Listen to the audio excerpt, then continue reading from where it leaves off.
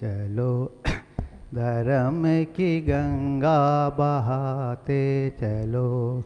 राह में आए कोई दीन दुखी, सबको गले से लगाते, धर्म की गंगा बहाते चलो।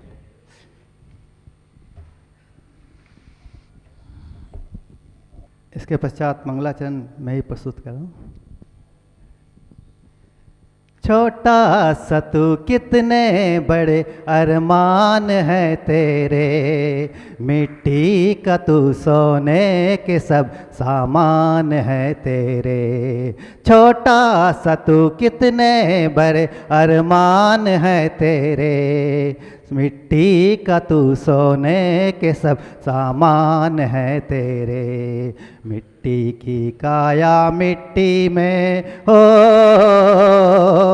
मिट्टी की काया मिट्टी में जिस दिन समाएगी, ना सोना काम आएगा ना चांदी आएगी, ना सोना काम आएगा ना चांदी आएगी। सज धज के जिस दिन मौत की शहजादी आएगी, सज धज के जिस दिन मौत की शहजादी आएगी, ना सोना काम आएगा ना चांदी आएगी, ना सोना काम आएगा ना चांदी आएगी। इसके पश्चात हम सभी भक्तगण गुरुवर से विनम्र निवेदन करते हैं, कृपया अपने मंगल प्रवचन से हमें कृतार्थ करें, हमें धन्य करें। नमोस्तु गुरुदेव, नमोस्तु गुरुदेव, नमोस्तु। ओम नमः सिद्धिभ्यः।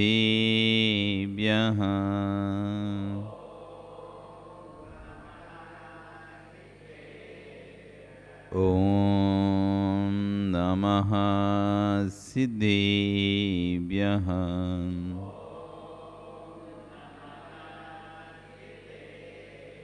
ओम नमः सिद्धिभ्यः।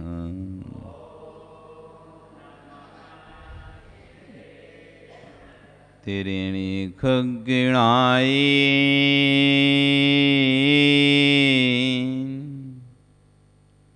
रुतारी मोहि सिर सिरेणि बिहू। आयरी राव पसियो परवादिन्यो भव्य झीलोए। नमो अरिहन्ताणं नमो सिद्धाणं नमो आयरीयाणं नमो वज्रायाणं नमो लोये सव्यसाहुणं। बोले अनंत नरसिंह परमेष्टि भगवानी की, आदिब्रह्म आदिनाथ भगवानी की, वर्तमान शासन महावीर भगवानी की, आचार्य श्री कुलभद्र स्वामी महाराज की, गणाचार्य जय विराग सागर जी महाराज जी की, आचार्य गौर श्री अक्षर विश्व सागर जी महाराज जी की, अहिंसा में विश्व धर्म की।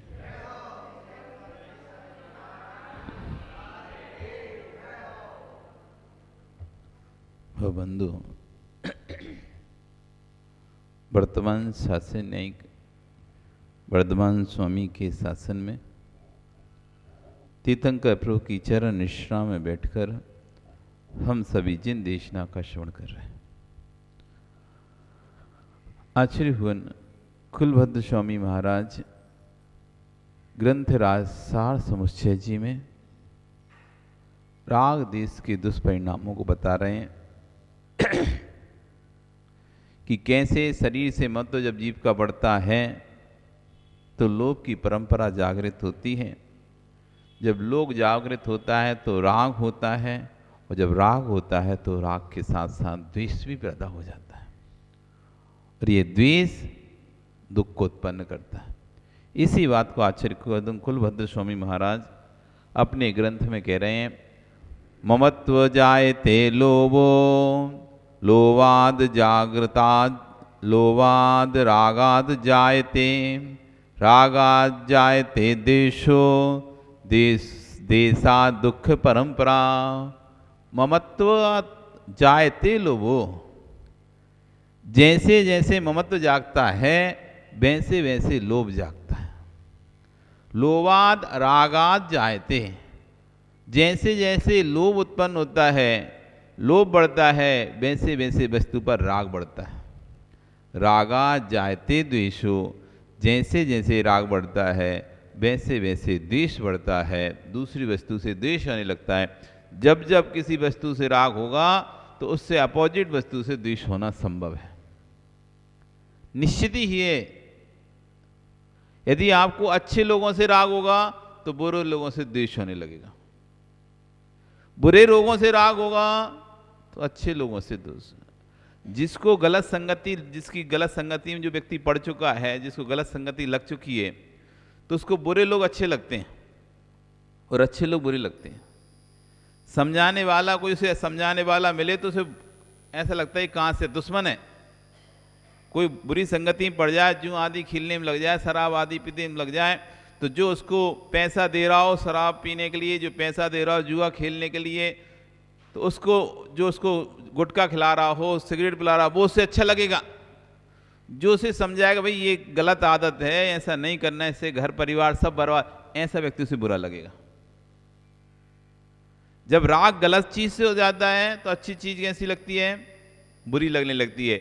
जब राग अच्छी चीज से होता है तो गलत चीज बुरी लगती है। जिसको धर्म से राग हो जाता है उसे पाप बुरे लगते हैं, जिसे पाप से राग हो जाता है उसे धर्म बुरा लगता है, धर्म द्वेषपूर्ण हो जाए। क्या 24 घंटे दर्शन, भगवान भगवान, मंदिर मंदिर।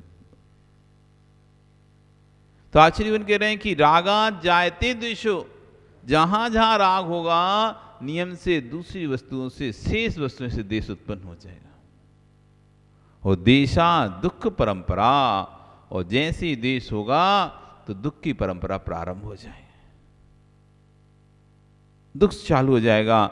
हे भव्य जीव, शरीर के ममत से लोभ का साथ उत्पन्न होती है, लोभ से राग और राग से द्वेष उत्पन्न होता है तथा द्वेष से दुख की परंपरा चलती रहती है। इसलिए राग द्वेष को त्याग करो। दुख को छोड़ना है तो राग द्वेष छोड़ो, राग द्वेष छोड़ना है तो लोभ छोड़ो, और लोभ छोड़ना है तो ममत्व का त्याग करो। इसी बात को आचार्यगण अपने प्रवचन के माध्यम से कह रहे हैं कि ज्ञानियों, धर्म निजात्मा का स्वभाव है। आत्मा का जो स्वभाव है वही धर्म है, बाह्य प्रपंचों में किंचित भी धर्म नहीं है। जो आत्मा का स्वभाव है, क्या है आपकी आत्मा का स्वभाव? जानना देखना स्वभाव है। दया धम्मो दया विशुद्धो, दया धर्म आपका स्वभाव है। कसाय से रहित, क्रोध से रहित क्षमा आपका स्वभाव है। मान से रहित मार्दव आपका स्वभाव है। मायाचारी से रहित आर्जव आपका स्वभाव है। लोभ से रहित शौच आपका स्वभाव है। जो आपका स्वभाव है वही धर्म है। उस धर्म की प्राप्ति का पुरुषार्थ करो।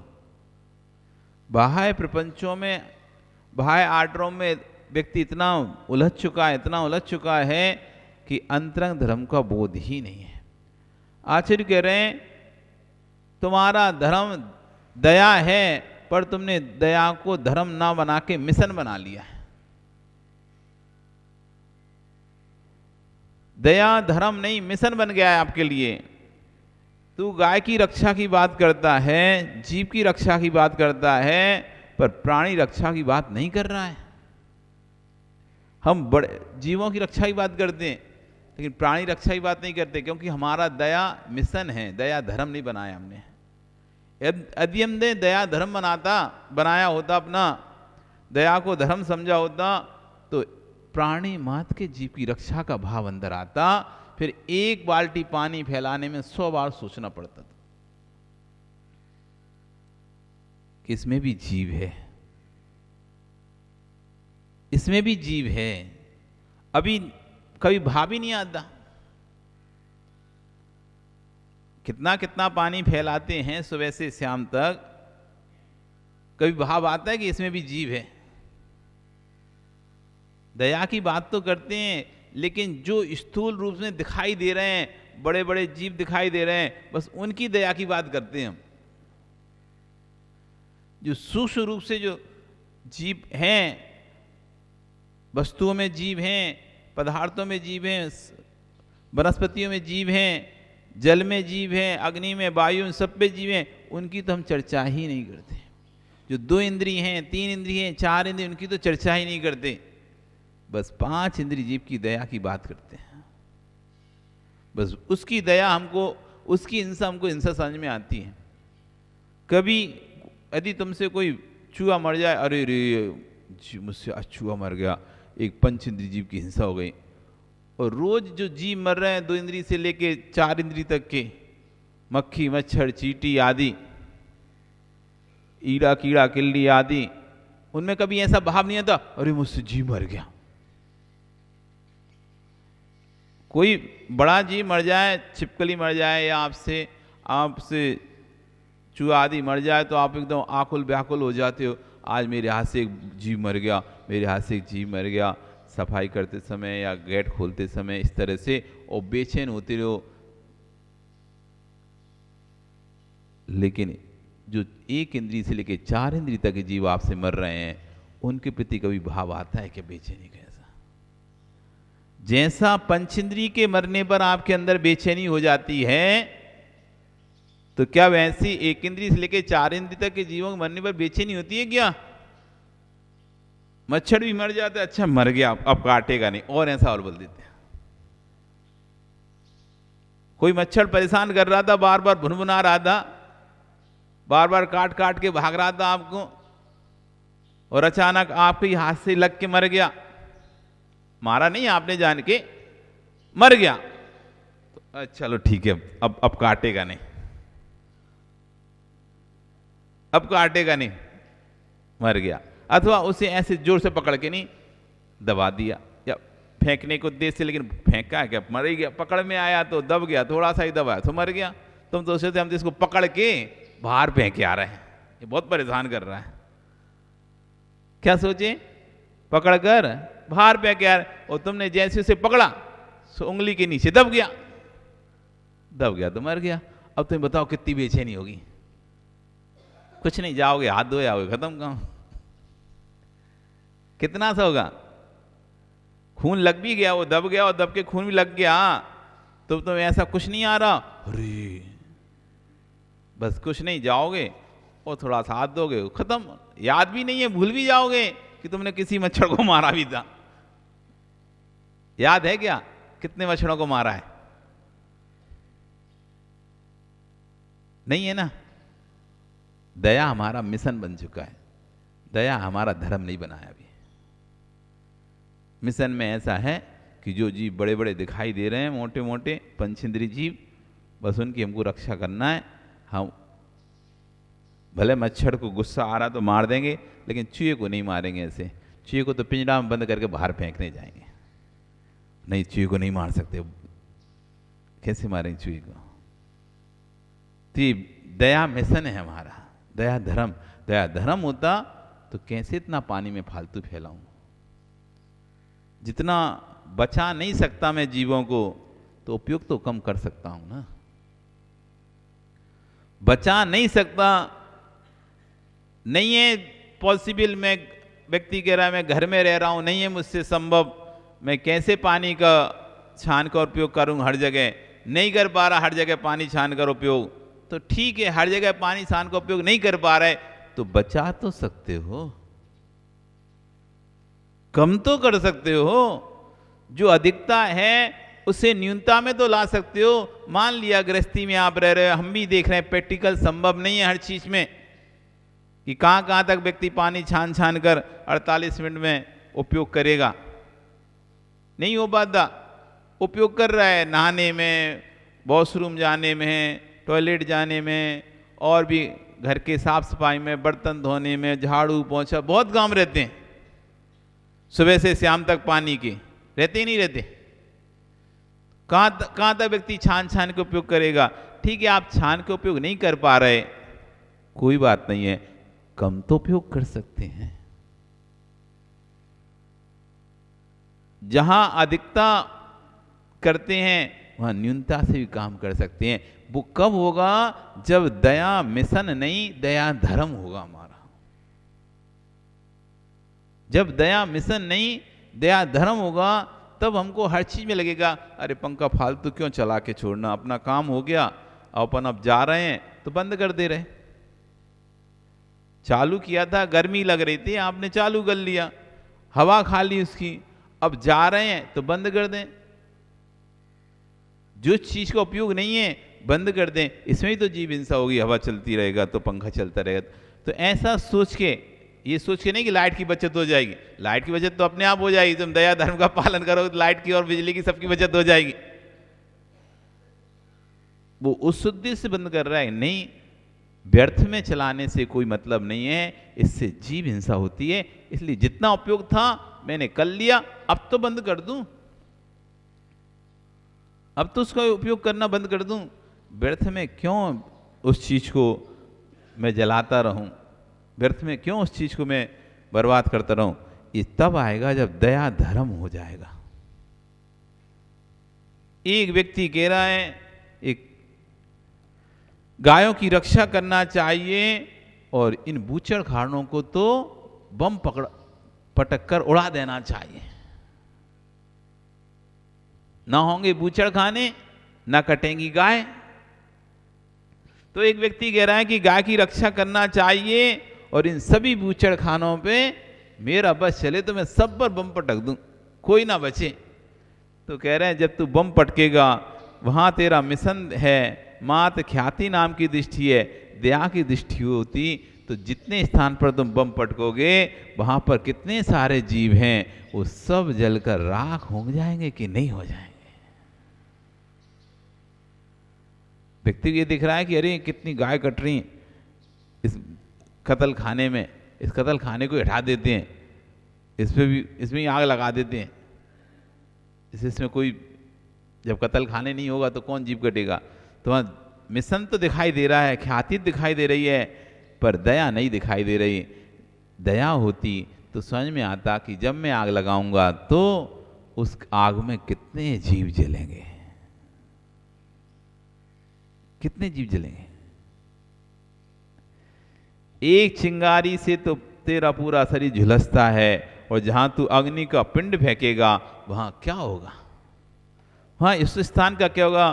भैया एक चिंगारी पड़ जाए उंगली पर तो कितनी पीड़ा होती है। मित्रों चिंगारी उंगली पर गिरने पर तन में पीड़ा है, पर तू तो अपने आप में कसाई की चिंगारी छोड़ता है, सर्वार्थ प्रदेशों तू आग लगाता है। उस पीड़ा को से तू क्यों नहीं बचना चाहता है, उससे भी बचो। जो रुच रुच कर भोजन कर रहा है उसका सारा भोजन उसके शरीर को स्वस्थ करता है, रस बन रहा है, सप्त धातु उसकी पवित्र हो रही है क्योंकि रुच रुच कर भोजन कर रहा है। जैसे आचार्य मुनि को उदाहरण के माध्यम समझा रहे हैं, रुच रुच कर धर्म करो, समझ समझ कर धर्म करो। जब समझ समझ कर धर्म करोगे, जानकर धर्म करोगे, पहचान कर धर्म करोगे तो धर्म तुम्हारे लिए कार्यकारी होगा। जैसे रुचिकर भोजन किया जाता है, स्वाद लेकर जब भोजन किया जाता है तो भोजन सत्व धातु रूप परिवर्तन होता है और शरीर को स्वस्थ करता है। और वही भोजन यदि नाक सुकोड़ कर भोजन कर रहा है फिर भोजन बिगाड़ रहा है, समय नष्ट कर रहा है, शरीर को कोई लाभ मिलने वाला नहीं है। जब तक भोजन शरीर में होगा तब तक उसके अशुभ परिणाम बने रहेंगे। इसलिए आचार्यगण सभी माताओं को समझा रहे हैं, सभी पुरुषों को समझा रहे हैं, मंदिर में तुम्हारा मन नहीं लगता तो कम से कम भोजन की थाली पर ही मन लगा लिया करो। मंदिर में मन नहीं लगता, प्रवचन सुनने में, भगवान की पूजा आदि करने में, अभिषेक करने में इधर मन नहीं लगता तो आचार्यगण कह रहे हैं कि कम से कम भोजन की थाली पर ही मन लगा लिया करो, शांति से बैठकर भोजन कर लिया करो, भागा दौड़ी में भोजन मत करा करो। जल्दी लाओ रखो, हमको आज समय नहीं है, जल्दी खा के जाना है। मेरा विश्वास है, आचार्यगण कह रहे हैं, मेरा विश्वास है कि जब भोजन की थाली पर शांति से बैठेगा तो भोजन अंदर जाएगा, सद्गुणों का जब भोजन अंदर जाएगा तो नियम से वो तुझे मंदिर में लेकर आएगा। परिणाम अच्छे होंगे ना, अच्छे परिणाम होंगे तो अच्छे विचार आएंगे, अच्छे विचार आए तो अच्छी जगह जाएगा। मंदिर में मन उनके नहीं लगते जिनके घरों में 24 घंटे क्लेश होते हैं। मंदिर में आश्चर्य करें, मन उनके नहीं लगते जिनके घर में 24 घंटे कलह कलह होती रहती है, जिनके घर में सुबह से उठते से कलह प्रारंभ हो जाए। ऐसे घर में कोई भी व्यक्ति आराम से धर्म स्थान बैठकर अपना मन नहीं लगा सकता, क्योंकि कलह सुनकर आएगा और यहाँ शांति से बैठेगा तो वो कलह ही याद आएगी। जो क्लेश घर में हुआ है ना, वही क्लेश दिमाग में घूमेगा। आप नहीं है तो प्रैक्टिकल करके देख लेना।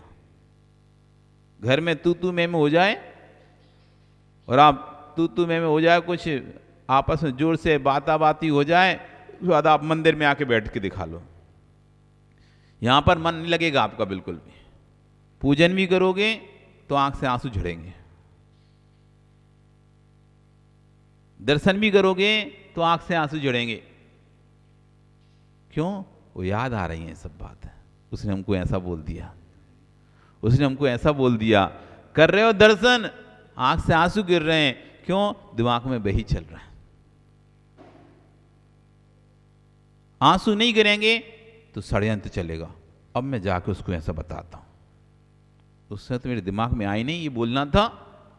दर्शन कर रहा है, भगवान के दर्शन कर रहा है, लेकिन दिमाग में क्या चल रहा है, उस समय तो मुझे याद नहीं आया, ये बोलना था। अभी मैं जाता हूं दर्शन करके, अभी बोलता हूं ये बात। पूजन कर रहा है पर चेहरा लटका हुआ है, उदास है। कोई लोगों को भी पता चल गया, भैया आज इसकी कुछ तो गड़बड़ हुआ है, इसके चेहरे पे हंसी नहीं है, मुंह लटका हुआ है इसका। पता चल जाता है, नहीं चल जाता है? किसी घर में किसी की तू में होके लड़ाई होके आता है तो वो यहाँ पे आके उसका चेहरा आप देख लो, शांत चुपचाप बैठा रहेगा, नीची मुंडी करे। वैसे तो खूब मजाक भी कर लेगा, हंस भी लेगा, एक दूसरे से पूछ भी लेगा, लेकिन उस समय उसका चेहरा देखो, कोई छेड़ और दे तो और चिड़ और जाए। तुम्हें क्या करना है? अपना काम करो। छेड़ दे तो चिड़ और जाए, तो अपना काम करो, फालतू बात मत करो हमसे। तो कितना मन लगता है। ये सब प्रैक्टिकल चीजें आप देखो ना। आप जब भी आप कभी आपका मूड खराब हो, फिर आप मंदिर में आके देखो, यही चीजें, इनमें से कोई ना कोई घटता है। आप दर्शन भी करोगे पर भगवान नहीं दिखेंगे, बस आप क्रिया कर रहे हो, वो हैबिट में है ना, तो क्रिया अपने आप ऑटोमेटिक हो रही है, पर ध्यान तो कहीं और ही है आपका। तो पता चला चटाई में फंस के गिर गए। चटाई नहीं दिखी सामने की, टेबल नहीं दिखी सामने की, क्यों? दिमाग में तो कुछ और चल रहा था और जाके टकरा गए। ये सब प्रतिक्रियाएं होती हैं जब कोई व्यक्ति घर में क्लेश कर कर मंदिर में आता है, तो उसका मन तो लगता ही नहीं है।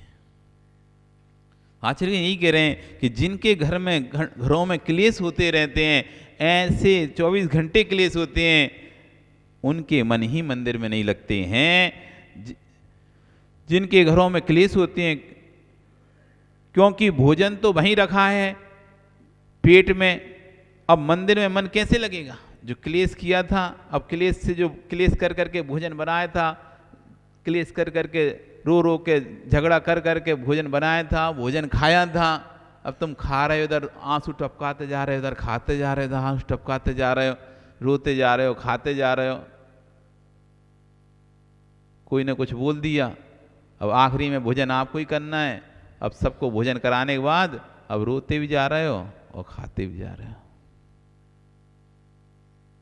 सोचते भी जा रहे हो। शांति है कहाँ? अब वो जो तुमने क्लेश से भोजन किया है, अब जितनी देर तक वो पेट में है आपके, वो आपके अशुभ परिणाम बनाएगा। इसलिए आचार्य कह रहे हैं, साधुओं को भी बोलते हैं, यदि कोई व्यक्ति उदास दिखे और उसका मन खराब दिखे, ऐसे व्यक्ति से भोजन मत लो, क्योंकि उसकी मन शुद्धि खत्म है। उसकी मन, इसलिए बुलवाते हैं, शुद्धि क्यों बुलवा रहे हैं कि भैया साधु दिन भर बैठेगा कक्ष में और तुम्हारी मन शुद्धि नहीं हुई, क्लेश होकर तुमने भोजन बनाया, क्लेश युक्त को भोजन दिया है, और वो दिन भर वो वहां बैठा है, वो भोजन उसका असर कर रहा है, उसको भी गुस्सा आ रहा है बैठे बैठे। जैसा खाओ अन्न वैसा होवे मन, जैसा पियो पानी वैसी होवे बाणी।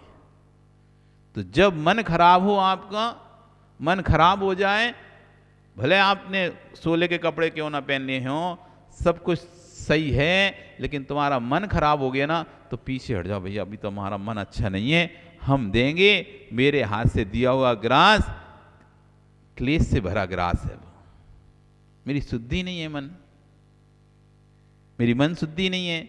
जब मन शुद्धि नहीं है तो वैसे ही आपको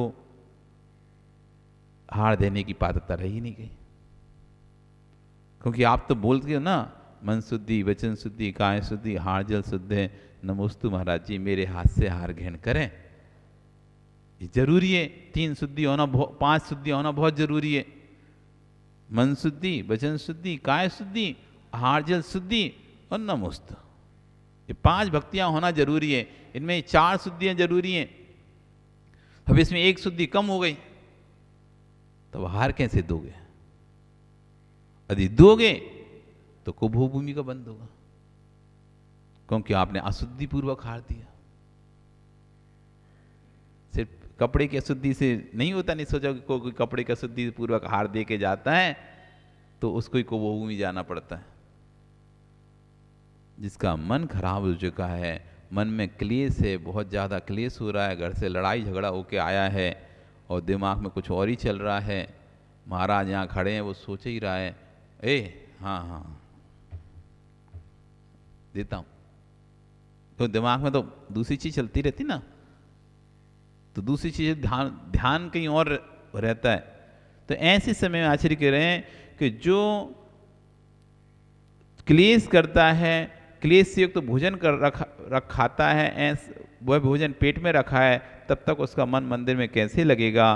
क्या कह रहे हैं? रुचिकर भोजन करता है कोई जीव तो स्वस्थ रहता है। ऐसे आचार्य भगवान कुलबद्ध स्वामी कह रहे हैं, स्वामी रुच रुच कर व्याख्या कर रहे हैं, ज्ञानी रुच रुच कर की गई व्याख्या सुरुचि को उत्पन्न करा रही है। बड़ी सहजता से कह रहे हैं, जितने जीव आज तक अपने आप को जो गरीब मानते हैं वे बड़े ध्यान से सुनना,